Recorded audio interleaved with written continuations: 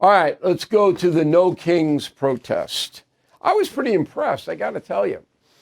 It wasn't violent, except in Portland, Oregon, where some loons, tried to damage the ICE headquarters or what. But really, for a big nationwide protest, people were pretty well behaved. There were a few arrests. I'll get to that in a moment. But dissent is a hallmark of our nation, as you should know. And there were a lot of scary sound bites from the Republicans saying, ooh, the communists, that really wasn't in play. There were some Antifa and anarchists, communists, but overall, it's people who don't like Trump. And 75 million people voted against the president last year. So there's plenty to choose from, right? This isn't like an organic protest. This is people who just don't like the guy. Anyway, let's run it down. So nobody knows how many people turned out for the No Kings protest. The organizers say 7 million. That sounds high to me, but I can't prove it one way or the other. The cities with the largest protest, Chicago, right in the middle of the National Guard ICE controversy, 250,000 cops said. D.C., 200,000. Same thing, 95% Democrat in D.C. New York, not a lot of turnout, 100,000 for New York. That's not much. There's 8.5 million people here. And they kind of roamed around, but nothing much. L.A., they don't know. Because L.A. really didn't have a structure anymore to disseminate information. L.A. Times has collapsed. I don't have a major newspaper anymore that reports accurately. TV people are just doing the weather, so nobody can get a handle on anything. And the cops are so besieged in Los Angeles that they don't even have time to count people. So we don't know about L.A.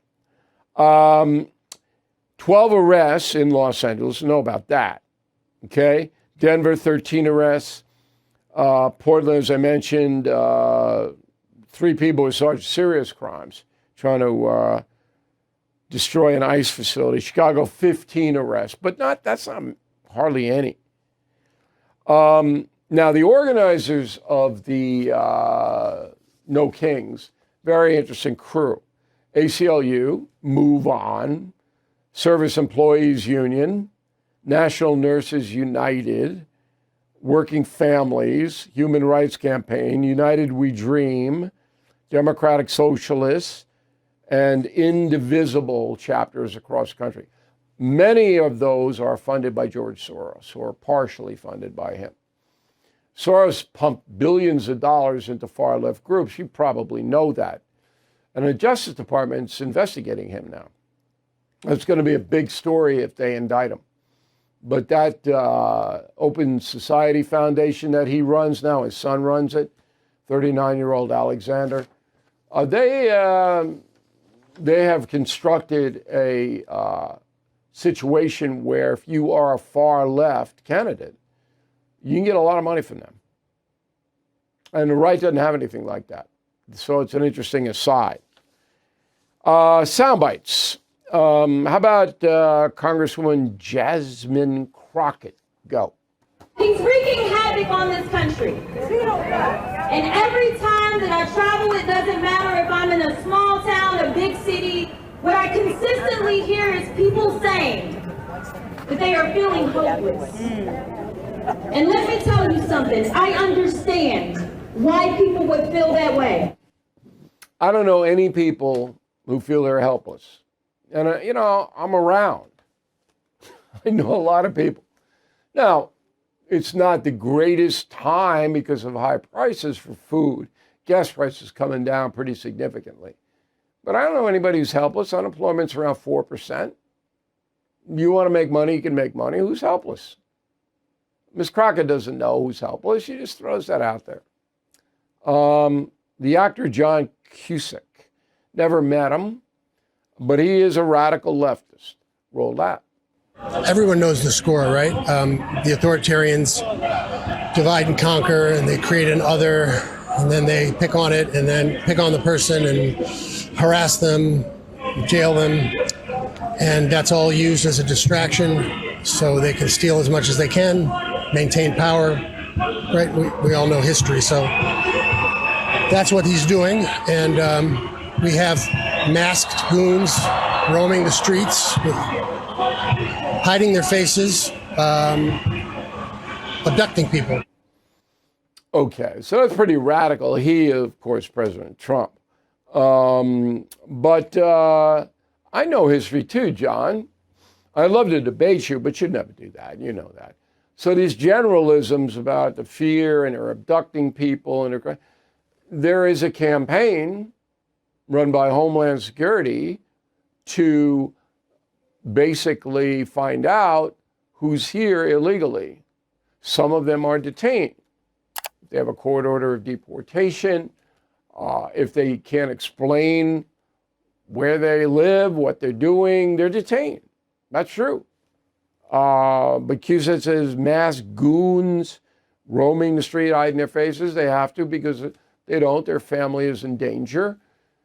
You know that the far left dox people, DOX, and you got to protect your kids. But Cusack don't want to hear any of that. He's an open border guy. Let everybody in, do whatever they want.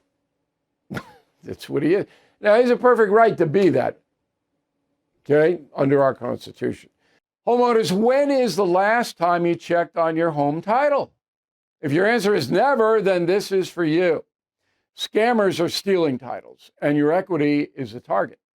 Criminals forge your signature. Just like that, your home title can be transferred out of your name. That's why I partnered up with Home Title Lock, so you can find out today if you're already a victim. Please use my promo code BILL at HometitleLock.com, and you'll get a free title history report. Plus, you will get a free trial of their $1 million triple lock protection. That's 24/7 monitoring of your title, urgent alerts of any changes, and if fraud does happen, they'll spend up to $1 million to fix it. That's HometitleLock.com, promo code BILL.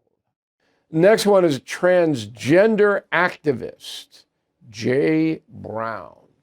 Go. This president, he has a darker vision for America. One where our families are told how to parent their children, where our doctors are forced to forego their oaths to do no harm, where the government is ripping families apart and hurting our people. Well, nobody told me how to raise my kids. I don't know any families on Long Island where I live that have been ripped apart unless the dad or the mom is here illegally. Remember, if you're a child and you're born in America, you're an American citizen. But if your dad or mom came here illegally, they're not. Now, I don't believe in the separation of families myself. Okay, I would have a whole different structure for Homeland Security. Keep those families together, but they might have to be together in Mexico. Okay, I mean, we'd have to adjudicate it, see what the situation is, what's best for the children. Now, I don't know what this guy, transgender activist, what his beef is. Do no harm. I don't know doctors doing any harm. Do you? If you do, Bill at BillO'Reilly.com. Let me know. I don't want doctors doing harm to anybody. Why would they do that? They'll get sued. But Jay apparently knows a lot of doctors doing harm. I don't know. And finally, Bill Nye, the science guy. Go. Rather than abandoning a war against an elusive, perhaps sometimes imaginary foe, we are confronting the possible end of our republic. We are here to tell our lawmakers that what's going on in our government is wrong. They must stop the abuses of this petulant president and his circle of sycophants. Okay, so the republic might end. Okay. Not sure the republic's going to end, Bill, but you're the science guy. Give me a little science behind that. It looks to me like it's fairly robust when you got millions of people going out to demonstrate against the president. That kind of looks like freedom in action.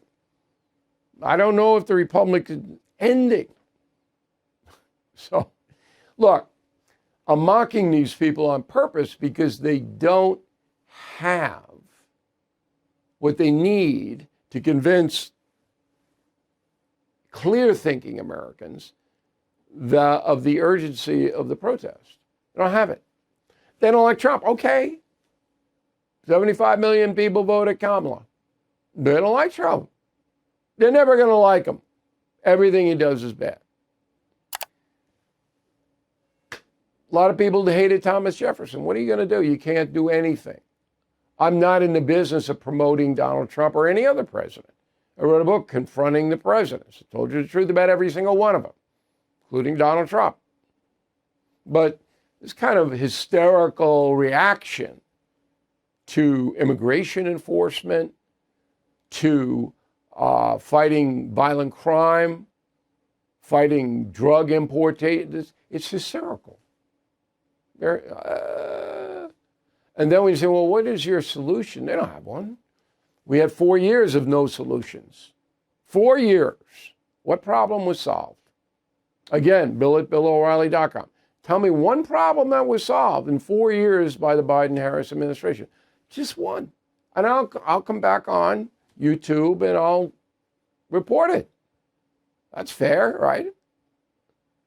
Okay, so summing up, the protesters deserve a lot of credit for being peaceful. Dissent is a very important part of our republic, but there's a lot of hysteria attached to the anti-Trump movement. I'm Bill O'Reilly. Thank you for watching. We'll see you again soon.